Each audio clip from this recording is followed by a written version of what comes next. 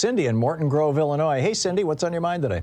Hey, Tom. So I've been so frustrated, as we all are, about getting the message out of your critical to see what a fascist America might look like opening thing.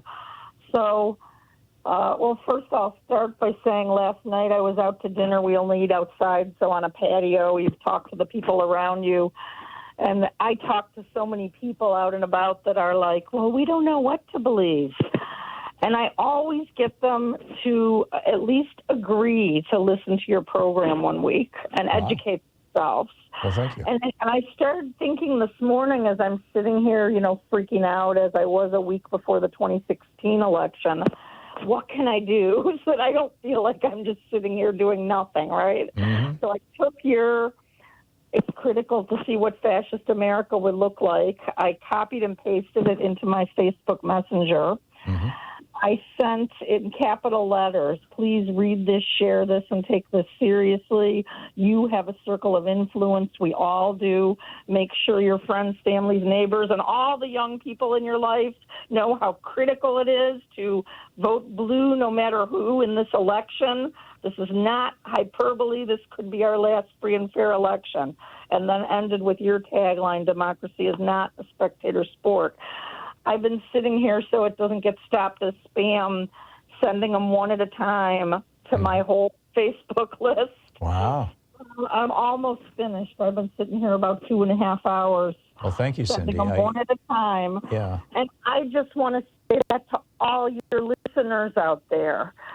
If every single person listening to this show would just share, educate people who Thom Hartmann is and that he is not a politician, he's a historian, and he will educate you. Well, and I'm not the only voice out there, Cindy. I mean, there's a number of people who are saying these same things, but I appreciate your taking today's article from HartmannReport.com and sharing it. It's just so important. I just don't understand why we can't blow up your show so that if Tucker's reaching 3 million people a day, you should be reaching 10 million people a day. Yeah. Because all it takes is everybody sharing and asking everybody they know to share. And that's the way stuff goes. That's the way it spreads. Well, from your lips to God's ears. Cindy, I need to move along. I want to get another call in here before the end of the hour, but thank you. Thank you so much. Back at you. Thank you. Barbara in Tompkinsville, Kentucky. Hey, Barbara, what's on your mind today? Thank you for taking my call. What's on my mind is that fascism is kind of hard for some people to understand, and I think that if you boil it down to hate is a virus.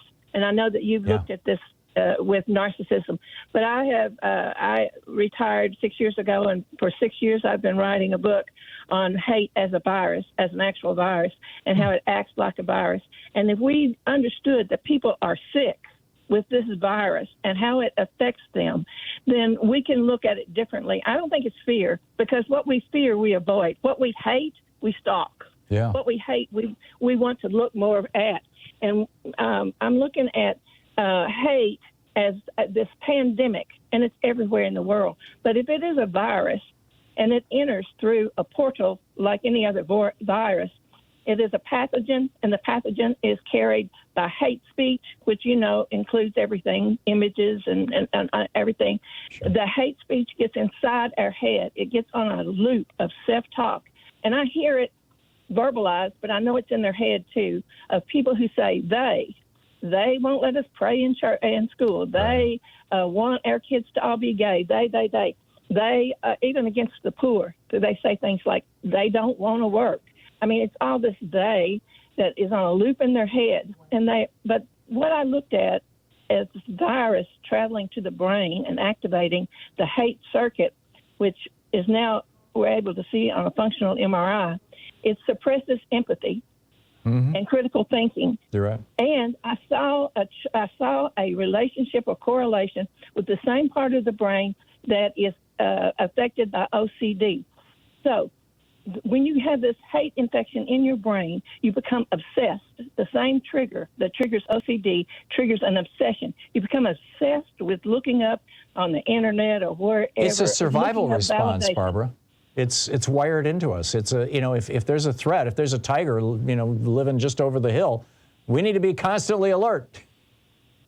But the other key to it is the most susceptible to the hate virus is a narcissist, or not a personality disorder, but the range of narcissism. And that's why you will see in fascism the hate that grows is not just for women or for minorities, but when you're obsessed with this they, and you have all the characteristics of narcissism, which means that you believe that you're right, that you believe that you are, you have the, Barbara, and the vengeance that comes from that. Then you're vulnerable. I got it. Barbara, thank you.